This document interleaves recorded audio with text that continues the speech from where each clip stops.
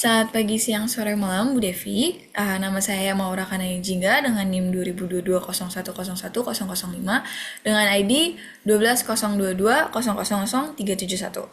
Pada hari ini saya akan mempresentasikan analisis ekspor rempah dari Indonesia ke Swedia. Nah, pada presentasi hari ini saya akan menjelaskan analisis pastel dalam konteks ekspor rempah dari Indonesia ke Swedia yang akan melibatkan dari penilaian-penilaian faktor politik, ekonomi, sosial, teknologi, lingkungan, dan hukum yang dapat mempengaruhi perdagangan-perdagangan antara kedua negara tersebut. Berikut rempah yang akan diekspor ada jahe, cengkeh, kayu manis, lada, kunyit, dan bahan bumbu-bumbu yang sudah jadi yang diproduk oleh Indonesia.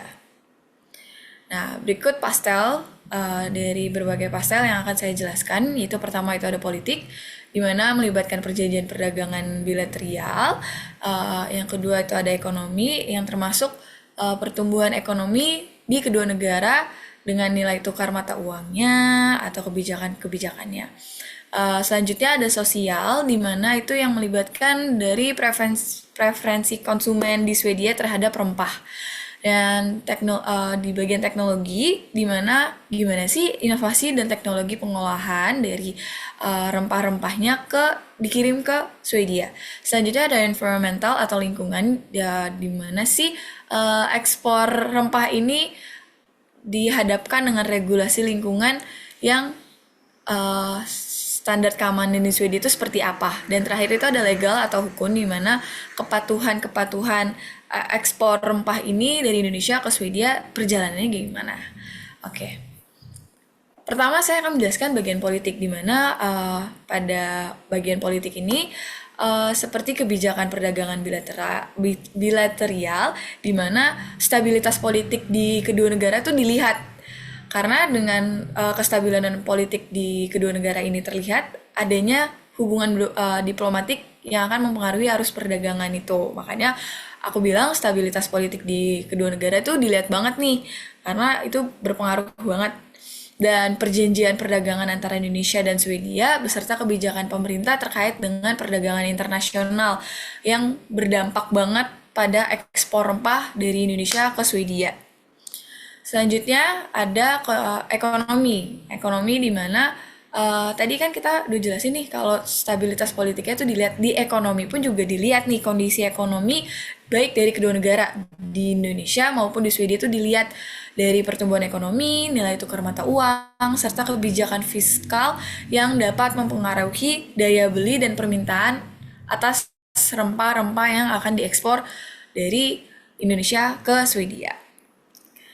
Selanjutnya, saya akan menjelaskan bagian sosial, di mana bagian sosial ini yang preferensi konsumen Swedia tuh dilihat oleh Indonesia, karena kan dari rempah-rempahnya, dari tren-tren di makanan di sana, atau peminatan atas produk organik yang akan berkelanjutan, itu sangat-sangat berpengaruh oleh pasar rempah.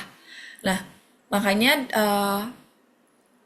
gak sembarang orang akan ekspor rempah itu kita harus lihat nih dari pemahaman dari negara yang bakalan kita kirim nih rempahnya, dimana dari nilai budaya dan kebiasaan makanan Swedia itu dilihat, itu penting banget karena kita menyesuaikan produk kita untuk ke pasar target kita di Swedia, gimana sih orang-orangnya, mereka makan apa, mereka cocok dengan rempah-rempah kita apa tidak gitu.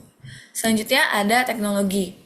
Di dalam teknologi itu dilihat nih dari inovasi dalam teknologi seperti pengolahannya, pengemasannya, dan transportasi itu dapat banget meningkatkan efisiensi dan kualitas rempah yang akan diekspor. Karena Swedia juga dilihat kan ya, kalau misalnya pengolahan atau pengemasannya udah bagus, udah baik, pasti produknya dan kualitas dari rempahnya tuh udah bagus banget. Dan transportasinya tuh juga dilihat, nggak sembarangan kalau dengan pengemasan yang bolong dan transportasi yang kurang aman itu tuh dapat berpengaruh banget ke produknya itu. Karena zaman sekarang itu pemanfaatan teknologi dan informasi itu penting banget, dimana dalam manajemen rantai pasok juga dapat meningkatkan daya asing meningkatkan daya asing dari Indonesia ke Swedia gitu. Selanjutnya ada environmental atau lingkungan, di mana ekspor rempah itu kita harus mematuhi regulasi lingkungannya seperti standar keamanan pangannya seperti apa, sumber daya alamnya itu seperti apa, dan dari situ tuh menjadi pertimbangan penting dalam ekspor rempah. Dengan kita tuh harus memastikan juga praktik pertaniannya Swedianya itu harus memastikan praktik pertanian yang ada di Indonesia tuh gimana yang jadi faktor yang berpengaruh tuh reputasi produknya tuh seperti apa gitu dilihat tuh dari praktik pertaniannya. Kalau misalnya buruk ya pasti produknya buruk, sama seperti yang tadi yang teknologikal itu dilihat juga nih dari faktor proses pembuatannya, proses pengemasannya itu dilihat lingkungannya itu aman. Dan Indonesia pun juga harus ngelihat keamanan, standar keamanan ke Swedia. Jadi nggak sembarangan rempah-rempah yang sebenarnya nggak bisa untuk target pasar di Swedia itu nggak bisa sembarangan masuk gitu. Selanjutnya itu ada legal, di mana legal itu eh, ekspor rempah itu harus mematuhi peraturan perdagangan internasional, karena penting banget ya, perdagangan internasional itu harus dilihat juga dengan seperti perjanjian perdagangan bebas dan hukum-hukum ekspor impor itu dilihat gimana dalam perdagangan internasional, serta regulasi dan kesehatan keamanan pangan di Swedia itu dapat mempengaruhi akses pasar di Indonesia itu lancar atau enggak ekspor rempahnya. Jadi dilihat nih dengan keamanan pangan di Swedia, kesehatan itu seperti apa, dan kita juga harus lihat dari perjanjian-perjanjian perdagangan itu harus baik dan stabil gitu. Nah, selanjutnya di sini saya akan mempresentasikan analisis saya tentang SWOT. Nah, dengan SWOT ini kita berguna banget untuk memahami strength-nya, uh, weakness-nya, uh, opportunity-nya berkaitan banget dengan ekspor rempah di Indonesia ke Swedia, karena ini sangat berpengaruh banget gimana kita lihat kelemahan kekuatan kelemahan dan peluang dari ekspor rempah kita ke Swedia itu seperti apa. Nah, berikut saya akan menjelaskan strength-nya atau kekuatannya. Di mana pertama itu kualitas dan keragaman rempah di Indonesia yang telah diakui oleh internasional. Yang kedua itu infrastruktur perdagangan yang semakin baik seperti pelabuhan, bandara yang sudah modern. Serta yang terakhir itu potensi untuk pengembangan produk organik yang berkelanjutan. Nah, dari strength-nya ini kita udah ngeliat nih kalau change kita tuh besar banget ya. Dari kualitas dan keragaman rempah Indonesia itu sudah diakui secara internasional. Itu menjadi kekuatan kita karena Indonesia kan dikenal dengan berbagai rempah, dan itu menjadi kekuatan kita Indonesia. Dan perdagangan kita tuh semakin baik karena semakin berkembangnya zaman, tempat transportasi ekspor impor tuh sudah modern seperti adanya pelabuhan dan bandara yang kita gunakan transportasi untuk ekspor impor ke negara-negara lain. Yang terakhir itu adanya potensi pengembangan produk organik yang berkelanjutan, dan potensi ini tuh sangat kuat karena kan kita kaya akan rempah, dan itu bisa mengembangkan produk organik kita di Indonesia yang bisa kita jual ke target pasar kita yang lebih luas lagi di negara-negara lain. Nah, selanjutnya saya akan menjelaskan weakness atau kelemahan, di mana pertama itu ada kurangnya standar kualitas dan keamanan pangan yang konsisten dalam produk rempah, kurangnya diversifikasi produk dan inovasi dalam pengelola dan pengemasan rempah, dan terakhir masih adanya masalah terkait dengan rantai pasok dan distribusi yang efisien. Dari sini tuh weakness kita tuh kurangnya standar kualitas dan keamanan pangan yang konsisten, dimana tuh di Indonesia kurangnya keamanan pangan itu yang konsisten, yang terus menerus. Mungkin ada satu saat di pembuatan itu mungkin adanya kelemahan di pengemasannya kurang, pembuatannya kurang, sehingga produk tuh menjadi kualitasnya tuh rendah gitu. Dan selanjutnya kurangnya diverifikasi produk dan inovasi yang pengolahan kemas dalam pengemasan rempah itu tuh Indonesia masih kurang ya dalam menginovasi mengintegrasikan pengelolaan dan pengemasan rempah di Indonesia.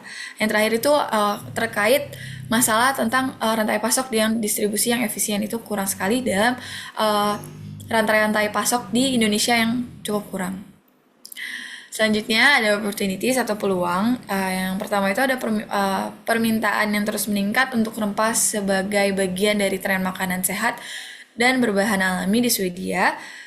Terakhir, potensi untuk pengembangan kerjasama dengan produsen makanan dan restoran di Swedia. Nah, peluangnya ini tuh cukup bagus banget dalam tadi environmental atau lingkungannya, sosialnya, dimana permintaan yang terus meningkat itu untuk rempah sebagai tren makanan makanan sehat dan berbahan alami di Swedia. Yang kita ketahui Swedia itu terkenal banget dengan makanan-makanan tren-tren diet atau makanan-makanan sehat yang menggunakan bahan-bahan organik. Itu tuh menjadi peluang untuk perdagangan rempah, ekspor rempah Indonesia ke Swedia. Itu peluang yang sangat tinggi karena pasti target pasarnya itu juga tinggi gitu. Dan terakhir tuh potensinya juga besar dengan kita Indonesia itu bisa bekerja sama dengan produsen makanan dan restoran di Swedia. Itu menjadi peluang yang sangat besar ya untuk Indonesia dapat berdagang rempah ke negara lain. Nah, terakhir itu ada threats atau ancamannya kita itu adanya pesaing yang ketat dari negara-negara dan produsen rempah lainnya. Potensi perubahan regulasi perdagangan internasional dapat mempengaruhi arus perdagangan, dan terakhir resiko terhadap stabilitas politik dan kondisi ekonomi yang tidak pasti. Nah, ancamannya ini cukup luar biasa karena dengan persaingan ketat dari negara-negara lain produsen rempahnya, jadi itu bukan hanya kita tapi di negara-negara lain pun juga mempunyai produsen rempah yang mungkin itu menjadi ancaman kita pedagang rempah di Indonesia, karena itu bisa menjadi musuh yang bakalan mengambil hati Swedia dan ekspor itu ke sana. Dan kedua itu ada perubahan regulasi perdagangan internasional tuh berpengaruh banget, itu mempengaruhi arus perdagangan, makanya tuh potensi perdagangan internasional tuh sangat berpengaruh banget, itu menjadi ancaman pedagang internasional tuh seperti apa. Dan terakhir itu stabilitas politik dan kondisi ekonomi itu yang tidak pasti, yang sudah kita jelaskan tadi analisis di Pastel. Kalau stabilitas politik dan ekonomi itu sangat dilihat dan itu berpengaruh besar akan arus perdagangan di Indonesia ke negara lain, di Swedia, mungkin di negara lain pun juga seperti itu. Jadi dengan ancaman ini semoga tidak terjadi dan stabilitas politik bukan hanya stabilitas politik di negara Swedia saja, tapi di Indonesia pun juga seperti itu. Jadi harus dilihat stabilitas politik dan ekonominya itu berpengaruh banget. Oke. Terima kasih jika ada salah kata dan perbuatan saya. Terima kasih.